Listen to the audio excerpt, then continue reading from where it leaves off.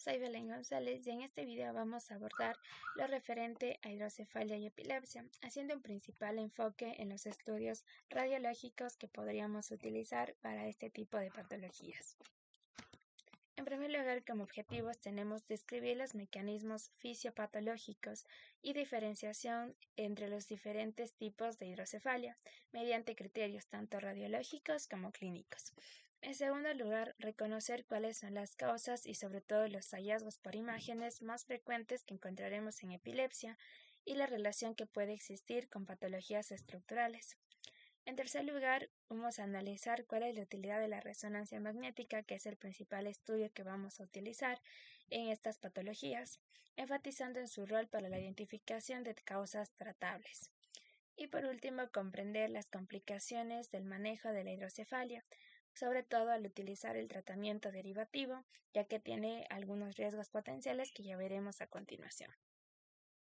A nivel general vamos a abordar en lo que refiere a hidrocefalia, generalidades, clasificación, diagnóstico radiológico, categorías específicas de la hidrocefalia, tanto no comunicantes como comunicantes, el tratamiento derivativo y sus complicaciones.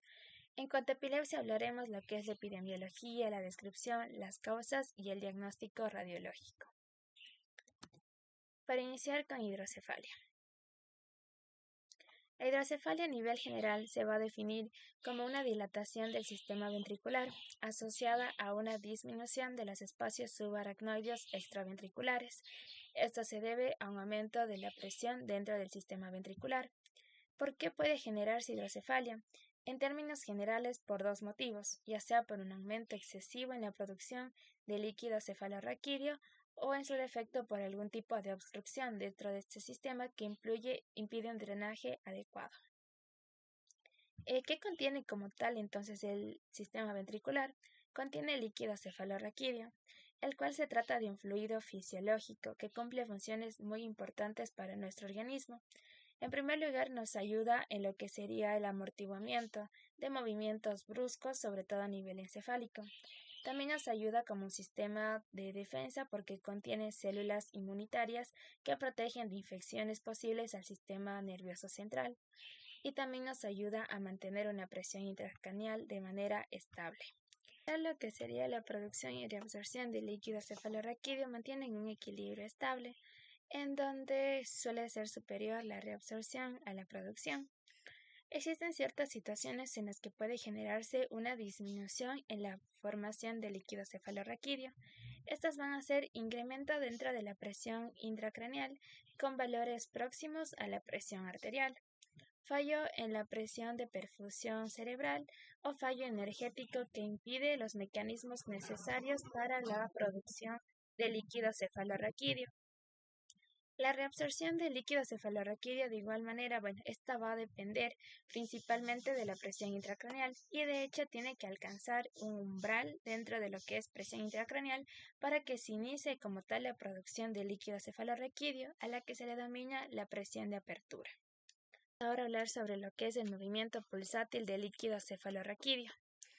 El líquido cefalorraquídeo se encuentra en constante movimiento dentro del sistema ventricular y dentro de los espacios subaracnoideos. Esto va a mantener o tendrá como que un pulso que va a depender directamente de la pulsación sistólica de las arterias del parénquima encefálico. Estas pulsaciones, desde el punto de vista fisiológico, son muy importantes ya que ayudan a mantener una morfología como tal del encéfalo y a su vez impedir el colapso del sistema ventricular. Y con ello también impediría la formación de hidrocefalias, tanto obstructivas como no comunicantes, que ya veremos a continuación.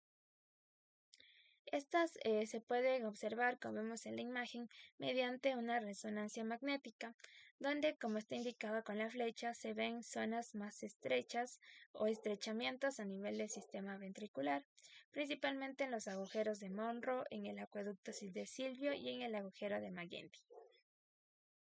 La clasificación de la hidrocefalia. A la hidrocefalia la podremos clasificar como hidrocefalia interna e hidrocefalia externa. La hidrocefalia interna es la que se encuentra a nivel del ventrículo lateral, del tercer ventrículo, en el acueducto de Silvio o en el cuarto ventrículo. Dentro de lo que son las causas de hidrocefalia de los ventrículos laterales, tenemos que puede ser a nivel del atrio ventricular, en el cuerpo ventricular o en el agujero de Monro. Las del tercer ventrículo van a ser a nivel del ventrículo anterior o posterior, y en el acueducto puede ser la obstrucción proximal o distal, generalmente en acueducto de Silvius por obstrucciones o por estenosis. Y en el cuarto ventrículo van a ser a nivel del cuarto ventrículo o en los agujeros de Daddy-Walker. En cuanto a lo que es una hidrocefalia externa, esta puede ser tanto cisternal, hidrocefalia comunicante, hidrocefalia de origen venoso y de drenaje venoso extracraneal. La cisternal es la que afecta a las cisternas basales y las insural. La hidrocefalia comunicante, tenemos por ejemplo una hidrocefalia crónica del adulto o puede ser secundaria a carcinomatosis. La hidrocefalia de origen venoso, tenemos trombosis de senos venosos mayores o también por un shunt o cortocircuito arteriovenoso. Y de drenaje venoso extracraneal es a nivel del drenaje yugular o a su vez una obstrucción de la vena cava superior. Tenemos entonces otra forma de clasificar a las hidrocefalias, como no comunicantes o comunicantes.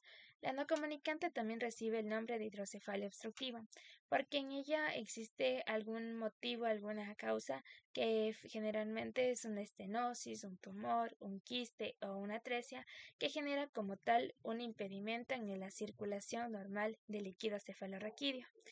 ¿Qué esperaríamos encontrar en un estudio de imagen? Principalmente en la resonancia magnética vamos a encontrar lo que es una dilatación del ventrículo en la región proximal a la obstrucción, así como también es muy frecuentemente visualizar ya directamente cuál es la estructura que está generando la obstrucción.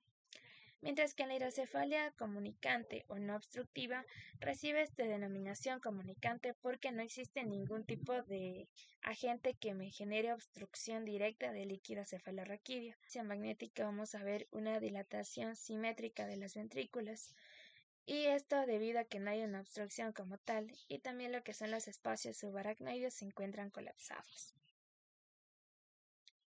Aquí tenemos dos imágenes donde podremos visualizar tanto una hidrocefalia comunicante como una hidrocefalia no comunicante. En la comunicante, como vemos, la dilatación va a ser simétrica a nivel de todo el sistema ventricular y no existe una obstrucción visible. Mientras que en la no comunicante tenemos con la flecha una zona de estenosis donde existe obstrucción, y ello es lo que genera una mayor dilatación de los ventrículos que se encuentran proximales a la obstrucción, como vemos en la imagen. Para el diagnóstico radiológico de una hidrocefalia vamos a utilizar la resonancia magnética principalmente, aunque también se pudiera utilizar una tomografía. Vamos a utilizar este estudio para el diagnóstico, para identificar el tipo y también para reconocer la causa de la hidrocefalia. Principalmente utilizamos secuencias T1, T2 y 3D en T2. También existe una forma diferente llamada la 3D Space, la cual nos ayuda a tener una cobertura más compleja de todo lo que es el encéfalo en alta resolución, para así tener una información más funcional y estructural del sistema nervioso central y obviamente del sistema ventricular. Y también se puede utilizar a nivel de formatos 3D, lo que es un SISS, Fiesta y OnDrive. En la imagen tenemos un ejemplo de una resonancia magnética en un corte sagital en una secuencia T2, donde podemos observar marcados con números algunas zonas del sistema ventricular. Tenemos como el 1 lo que sería el foramen interventricular, como 3 tenemos el acueducto de Silvio.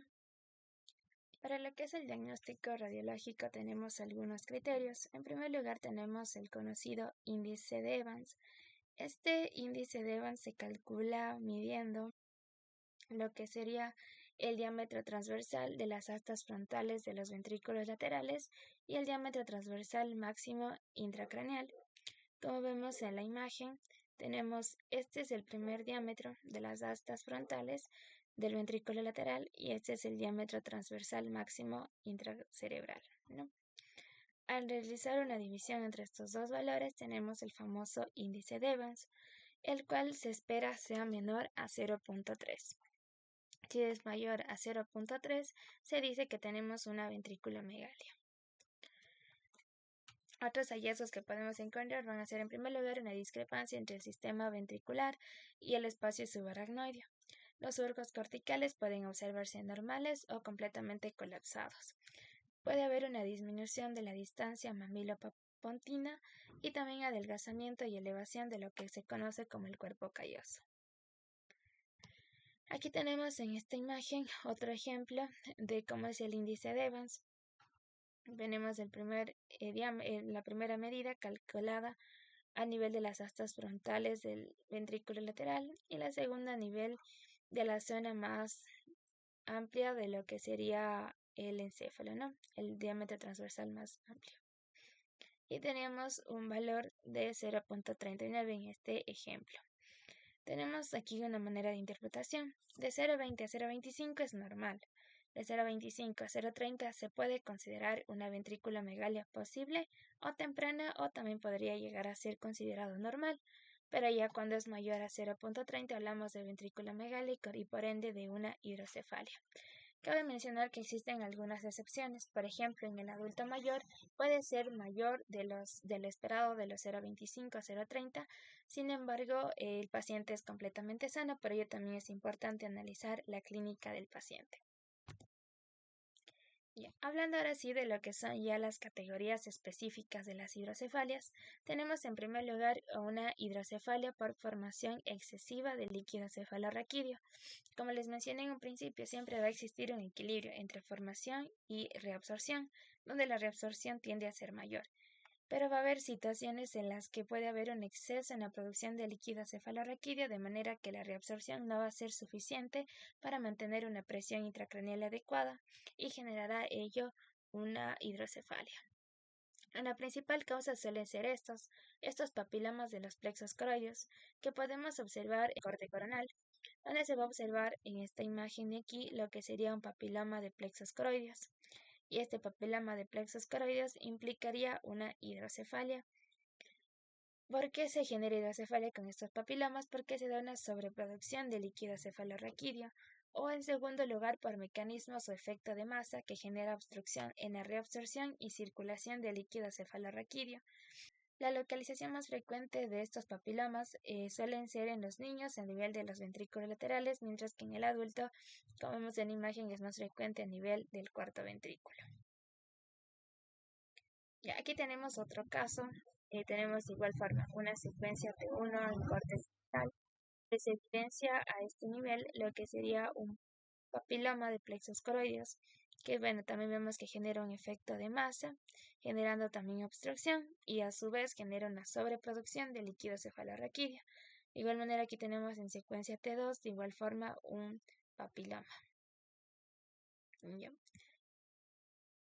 Otro tipo de hidrocefalia, dentro de las no comunicantes, es decir, las que son obstructivas, tenemos la hidrocefalia obstructiva intraventricular. Esta se va a generar tanto por procesos expansivos, tanto intra como extraparenquimatosos, y van a generar una, como ya se mencionó, dilatación del sistema ventricular proximal y también genera incremento de la presión transcortical.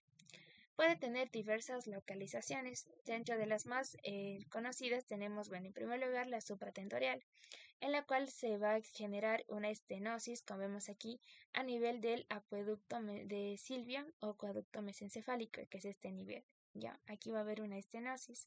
Podemos observarla en esta RM sagital, claramente la estenosis, ¿no? Lo que está impidiendo que se dé un flujo adecuado del líquido cefalorraquídeo. Ejemplo de igual forma de una estenosis del acueducto de Sylvia, donde podemos observar con la flecha azul claramente la zona estenótica que está impidiendo el flujo adecuado de líquido cefalorraquídeo. Como mencionábamos, el hallazgo más importante es encontrar directamente lo que está la obstrucción y en segundo lugar la dilatación de los ventrículos o de zonas ventriculares proximales a este, como vemos aquí, ventrículo lateral y tercer ventrículo notablemente agrandados. También se pudiera encontrar lo que sería edema transpendimario y un borramiento de los surcos corticales. Como vemos en esta imagen, los surcos corticales no se encuentran también representados, ¿no? Ya. En este caso se encuentra estenosado a nivel del tercio medio. De igual manera tenemos en esta imagen el mismo paciente, pero en una secuencia T1, donde la zona estenática también se encuentra en este nivel. Va a generar por una causa, diríamos, por un quiste. Este tipo de obstrucción se puede generar, como hemos visto, por tumores. Ya, bueno, aquí tenemos otro ejemplo. En este caso, pues la obstrucción viene dada por un quiste, no por una estenosis, por un quiste, como vemos aquí claramente en la imagen, que es un quiste pineal lobulado, que tiene una medida aproximadamente de 14 a 8 milímetros y se proyecta anteriormente, lo que genera la obstrucción del acueducto de Silvio, generando una hidrocefalia considerada de leve a moderada, como vemos con dilatación de ventrículos laterales y tercer ventrículo. En secuencia T2, y bueno, en secuencia T1 tenemos exactamente lo mismo, pero bueno, aquí no se observa con gran nitidez lo que sería el quiste. En segundo lugar, de estas hidrocefalias intraventriculares, otra localización bastante frecuente es a nivel del ventrículo lateral, donde puede generarse obstrucción de los agujeros de Monro, también llamados agujeros interventriculares, por un tumor que generalmente está aquí a este nivel del tercer ventrículo, como vemos con la imagen, ¿ya? Y va a generar esto una hidrocefalia, obviamente con un mayor agrandamiento de los ventrículos laterales, porque es la zona proximal a la obstrucción. Aquí tenemos en un T2 con FLAIR la zona más específica donde se encuentran los tumores que están generando hidrocefalia. Tenemos otro ejemplo, donde hay una notable dilatación del ventrículo lateral derecho, lo que genera una compresión del parénquima cerebral del mismo lado. Y va a haber una ausencia de flujo normal entre lo que sería el tercer ventrículo y el ventrículo lateral. ¿Ya? Bueno, a través del foramen de Monro, en este caso por una membrana obstructiva. De igual manera tenemos en esta RM en un corte coronal, la misma dilatación del ventrículo derecho, con una notable obstrucción en la circulación, de líquido a nivel del foramen interventricular. Tenemos una hidrocefalia que se puede dar a nivel del cuarto ventrículo o a nivel de sus agujeros de drenaje, que eran los de Luschka y el intermedio. Esto puede ser de causa congénita, tumoral o inflamatoria. Tenemos a nivel congénita una malformación muy conocida, que es la malformación de Danky-Walker, la cual tiene una tríada clásica, que va a caracterizarse por una hipoplasia del vermis cerebeloso con una rotación cefálica. En segundo lugar, una dilatación quística del cuarto ventrículo y la fosa posterior se encuentra muy agrandada. Como vemos en esta imagen, tenemos esta fosa posterior muy agrandada y acá tendríamos la obstrucción a nivel de lo que serían los agujeros intermedios. Tenemos en estas dos imágenes, en un corte axial y en un corte sagital, la malformación para identificar mejor sus características. Vemos notablemente en este niño que su fosa posterior es anormal, se encuentra muy agrandada. Vemos que el vermis se encuentra hipoplásico y rotado hacia arriba, el vermis cerebeloso. Y debajo de este vermis hipoplásico se encuentra, vemos el cuarto ventrículo bastante agrandado y el acueducto se va a observar más estrecho de lo normal, lo que me indicaría una hidrocefalia obstructiva. El acueducto a este nivel se encuentra estrecho. ¿Ya? En tercer lugar, lo que son las hidrocefalias obstructivas extraventriculares, también llamadas comunicantes, en las cuales, como ya mencioné, no hay una obstrucción directa que se visualice como tal en la imagen.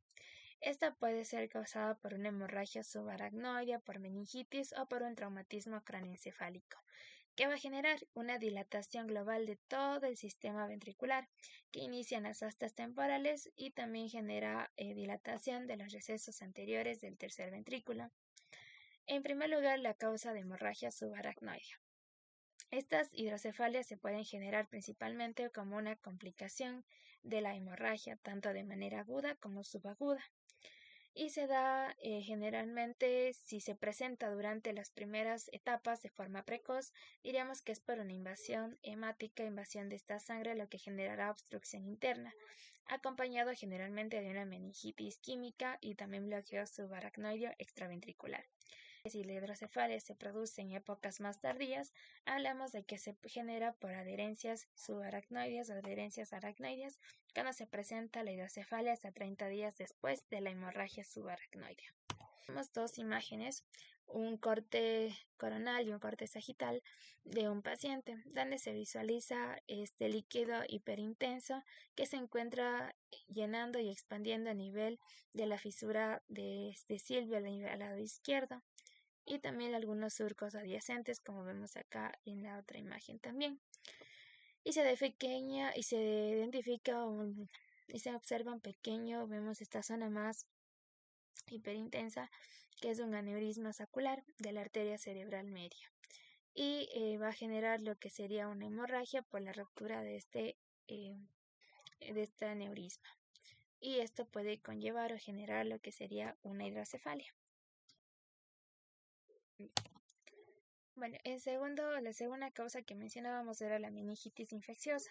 La meningitis infecciosa puede conllevar o generar una hidrocefalia obstructiva extraventricular debido a exudados fibrinopurulentos, y lo que generará un bloqueo a nivel del sistema subaracnoideo.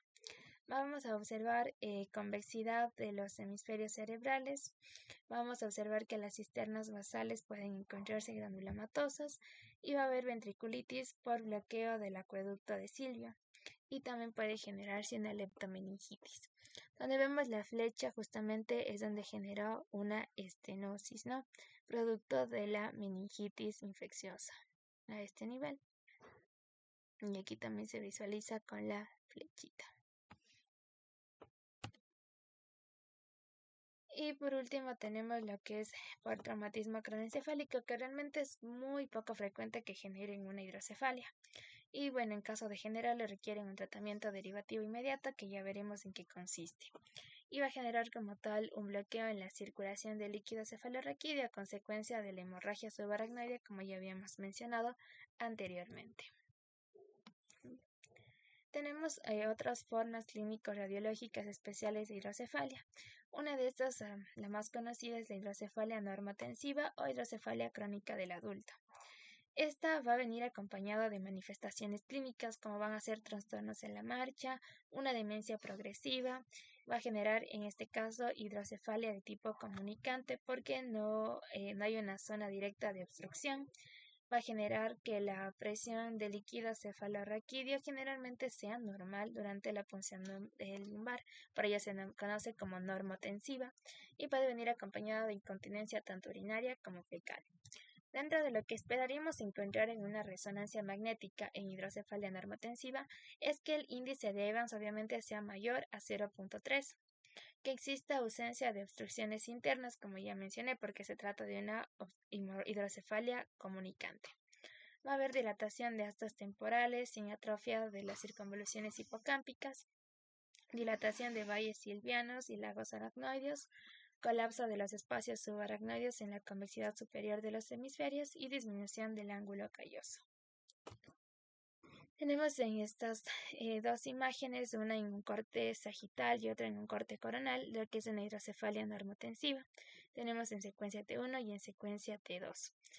Ya, donde se vemos lo que es la parte de los ventrículos laterales o supratentoriales notablemente dilatados, acá también, pero sin embargo no se observa en ninguna zona, ninguna localización donde exista obstrucción, ya que era lo característico. Y al realizar punción lumbar se mantiene la presión del líquido cefalorraquídeo normal, por ello es normotensiva. Tenemos también lo que es una hidrocefalia externa benigna de la infancia. Esta viene asociada a lo que es una macrocráneo, o sea, un aumento en el tamaño del cráneo, asociado principalmente con aumento de los espacios, como vemos aquí, de los espacios subaracnoides están notablemente aumentados, principalmente que se encuentran rodeando al lóbulo frontal. Va a haber una escasa o nula dilatación ventricular, vemos aquí, si calculamos el índice de Evans probablemente sea normal, porque más bien la dilatación viene dada en los espacios subaracnoideos. Esta suele desaparecer en los neonatos entre los 18 a 24 meses. Otra manera de hidrocefalia especial es la hidrocefalia asociada a disgrafismos espinales, En este caso tenemos una mielomeningocele que se relaciona generalmente en 85 a 90%. Y en las imágenes podemos observar la famosa malformación de Chiari-2, la cual es una patología frecuente en la cual se observa una fosa posterior de menor tamaño. Y al observarse una fosa posterior de menor tamaño, esto implica que exista un desplazamiento del tronco encefálico hacia el agujero occipital, lo que genera una especie de estenosis, como vemos a este nivel, del acueducto mesencefálico o acueducto de Silvio. Y esto es precisamente lo que genera la hidrocefalia a nivel de las ventrículas laterales, esta estenosis, por la fosa posterior pequeña. Y de igual manera aquí podemos observar la hidrocefalia de los ventrículos laterales en este corte axial, debido a esta estenosis de aquí. Ahora, tenemos también la hidrocefalia asociada a los schwannomas vestibulares, que es frecuente en un 18% de los casos y bueno, se da una obstrucción del cuarto ventrículo por una presencia, vemos aquí, de tumores de gran tamaño, ¿no? Tenemos aquí tumores que generan obstrucción de los ventrículos, lo que es muy evidente, ¿no? Listo. Ahora, la hidrocefalia tiene varias maneras de tratarse. Tenemos un tratamiento con derivación lumboperitoneal, derivación ventrículo-peritoneal, derivación ventrículo-atrial y la derivación ventrículo-pleural. La que vamos a visualizar en este caso será una dilatación ventrículo-peritoneal, en la cual básicamente se drena el líquido excesivo de lo que son los ventrículos laterales hacia lo que sería la cavidad peritoneal. Esa es por ello recibe esta denominación. Tenemos que vamos a tener que el catéter va localizado en el ventrículo lateral, en el asta frontal en este caso, y bueno, va a ir localizado, tiene aquí una válvula, y va a ir conectado hacia lo que es la cavidad peritoneal. ¿Ya? Aquí se podemos observar en esta reconstrucción, como en 3D, cómo se puede observar el ingreso de lo que sería el catéter, de igual forma la válvula y cómo este va a ir descendiendo. De igual manera aquí tenemos el trayecto subcutáneo de cómo va a ser este catéter, ¿no? Desde los ventrículos, sale del encéfalo por el cráneo y va a ir descendiendo hacia la cavidad peritoneal. Sin embargo, este tratamiento puede generar ciertas complicaciones. Tenemos entre estas complicaciones un mal funcionamiento vulvar. Esto puede generarse por obstrucción del sistema, por una mala posición, por desconexión y por fractura del catéter. En este caso vamos a hablar, vemos en la imagen lo que sería una desconexión. Como vemos notablemente en esta reconstrucción, va a haber una desconexión de lo que sería el catéter. Se encuentra desconectado, de igual manera aquí tenemos dos segmentos separados. Ya. ¿Qué es lo que esperaríamos en estos pacientes? Obviamente síntomas de hipertensión intracraneal porque se está dejando de drenar esta parte de los ventrículos. Vemos aquí una discontinuidad de este sistema derivativo ventrículo peritoneal en la porción subcutánea a nivel de la región parietal. ¿Ya? Otras complicaciones pueden generar hematomas o higromas subdurales, pueden generar hipotensión licural. En cuanto a los hematomas, se van a generar por presión negativa, que genera alteraciones en el gradiente de presión y ello puede conllevar a generar hematoma. Esto se da sobre todo en pacientes de hidrocefalia de largo tiempo de evolución, en los que realmente los hematomas no tienen mayor relevancia y no requieren un tratamiento quirúrgico. La hipotensión licural se va a generar por disminución del líquido cefalorraquídeo como una parte de reacción inflamatoria de la dura madre de las meninges. Y como vamos a observar en una resonancia, engrosamiento de las superficies durales intracraneales. Y el sistema ventricular va a estar de tamaño pequeño y generalmente es asintomático. En este caso, en las primeras dos imágenes tenemos en secuencia T2 y en secuencia T1 lo que es un paciente con hidrocefalia. Y en la imagen B tenemos ya el mismo paciente después de un tratamiento derivativo, en donde se puede observar, como vemos, una supresión o disminución de lo que son los ventrículos y también la presencia de estos hematomas subdurales que se observan mejor en esta imagen de acá, en T1, ¿no? Se ven notablemente estos hematomas subdurales. Otras posibles complicaciones tenemos el síndrome de colapso ventricular, la cual es causada por una hiperfunción de este sistema derivativo, por una elevación intermitente de la presión intracraneal, por obstrucción del extremo proximal del catéter o por colecciones subdurales crónicas y generará este colapso del sistema ventricular. Infecciones que suelen generarse durante los primeros meses de tratamiento y generan aumentos del tamaño del sistema ventricular con paredes engrosadas debido a la infección o ventriculitis. Un síndrome de colapso ventricular. Como mencionábamos, una de las causas puede darse por una obstrucción en el extremo del catéter, como ocurre en este caso. Se está obstruyendo o no está donde debería estar el extremo del catéter, la que genera que esta pequeña zona de acá del ventrículo lateral derecho se encuentre colapsada, mientras que el resto se encuentre más dilatada o se encuentre subdrenada, mientras que esta se encuentra sobredrenada. Vemos en la imagen de acá también. El ventrículo lateral derecho está colapsado. Esto debido a la obstrucción de este catéter. Abordar lo que refiere a epilepsia. Para iniciar hablaremos un poco de epidemiología, sobre todo enfocándonos en Ecuador, que es nuestro país. Según la Sociedad Ecuatoriana de Neurología, la epilepsia afecta a 12 de cada 1000 habitantes, y es decir que aproximadamente 150.000 personas la padecen. Es decir que la epilepsia es una enfermedad bastante frecuente en nuestro medio. También en Cuenca se realizó un estudio entre el año 2015 al 2020 en el Hospital José Carrasco Arteaga, donde se encontró que la prevalencia de epilepsia iba entre un 10.14% entre los pacientes adultos. A nivel general podemos describir a la epilepsia como un trastorno neurológico no transmisible y es un padecimiento crónico que se caracteriza por la presencia de 2 o más convulsiones no provocadas. Si hablamos solo de una convulsión, simplemente se denomina que es una crisis convulsiva, pero cuando son más de 2, hablamos ya de una epilepsia. ¿Qué es una convulsión? Son descargas eléctricas excesivas de un grupo específico de neuronas, que pueden ser breves y pueden ser tanto de ausencia como con contracciones musculares, que es lo más frecuente, las llamadas tónico-clónicas, que tienen su fase tónica y su fase clónica, que ya les indicaré a continuación. El diagnóstico frecuentemente de una epilepsia es mediante un electroencefalograma y también se puede ayudar de estudios de imagen, principalmente de una resonancia magnética cerebral. En esta imagen tenemos las fases, por así decirlo, de la epilepsia o de las crisis convulsivas. En primer lugar está el aura. El aura generalmente viene acompañado o son síntomas previos a la crisis convulsiva. Generalmente presenta alucinación, confusión, ansiedad o algún tipo de tal vez dolor de cabeza, náusea, vómito en algunas ocasiones. Luego viene lo que es la fase tónica y luego la fase clónica, que ya es directamente la fase ictal llamada también porque es la fase de crisis.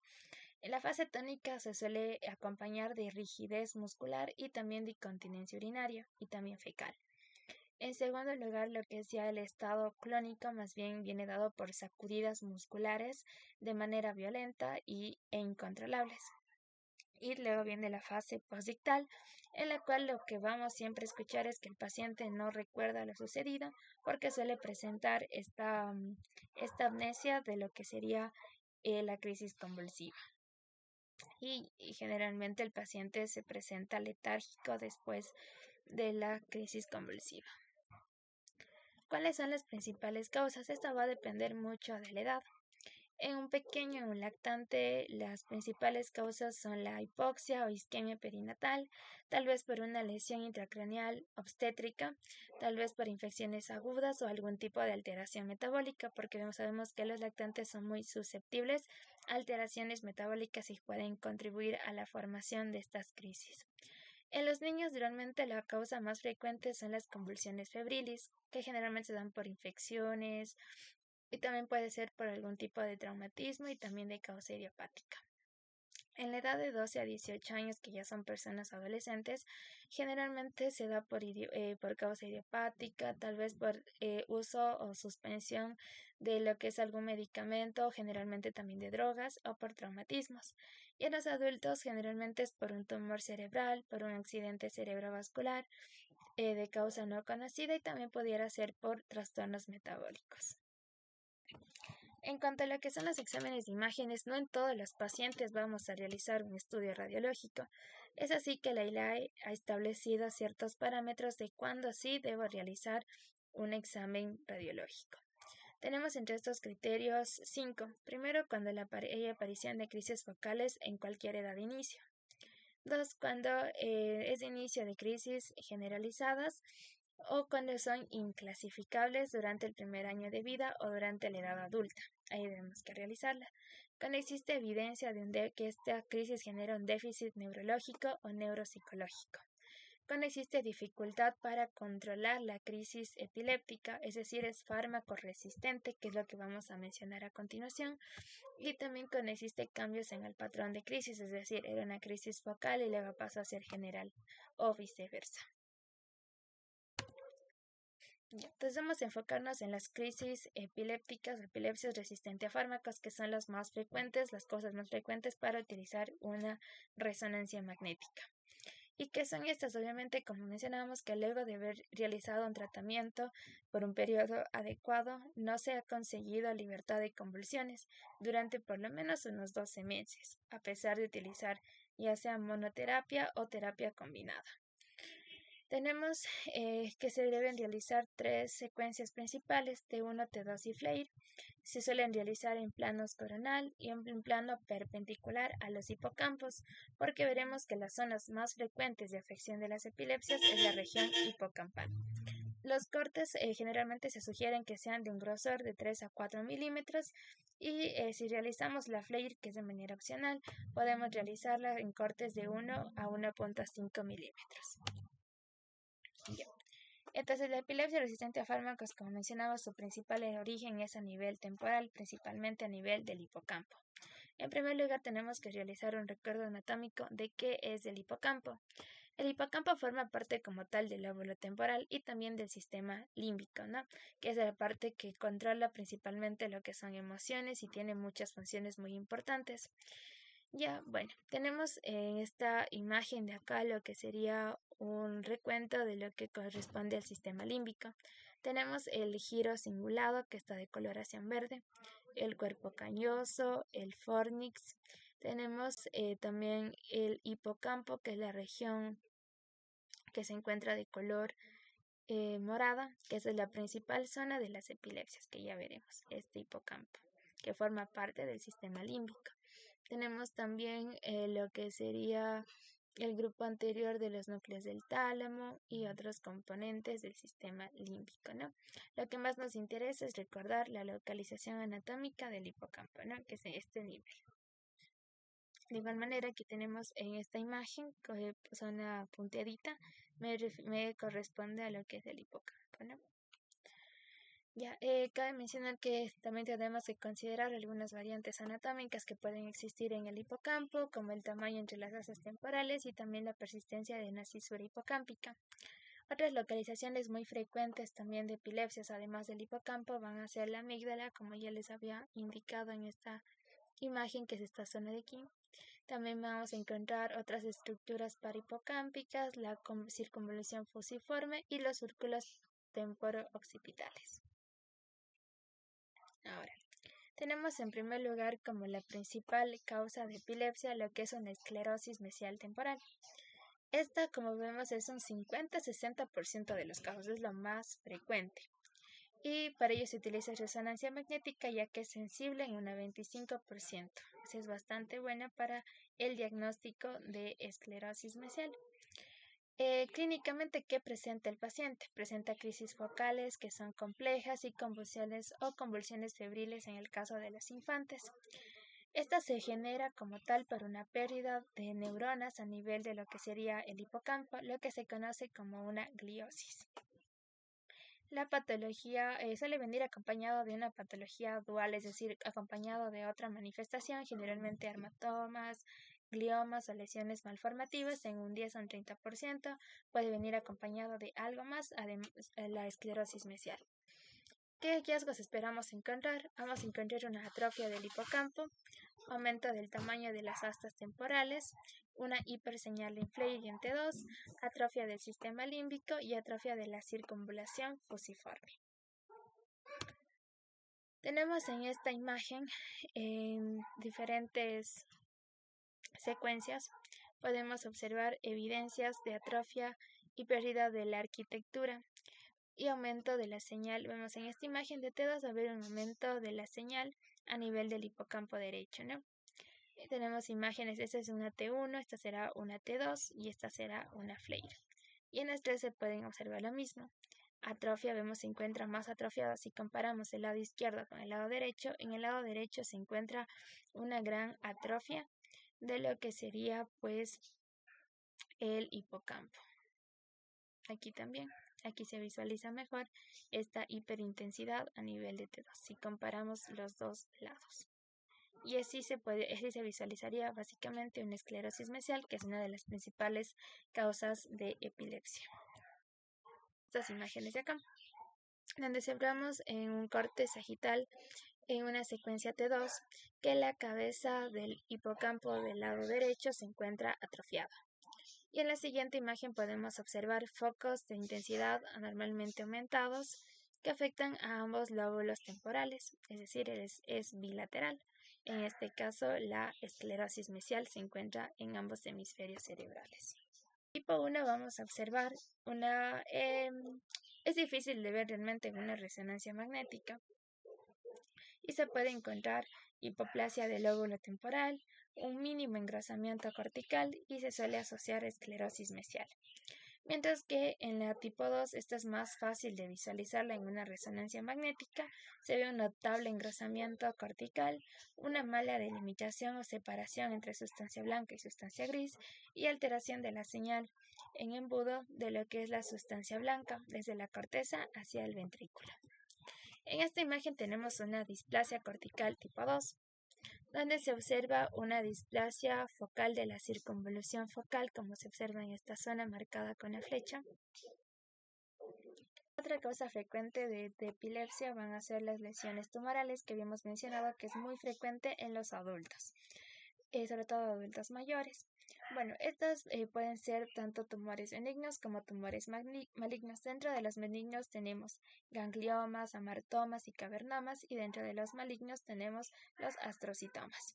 En este caso, en estas dos imágenes podemos visualizar un ganglioma a nivel de la región temporal anterior derecha, una en secuencia FLAIR y otra en secuencia T2.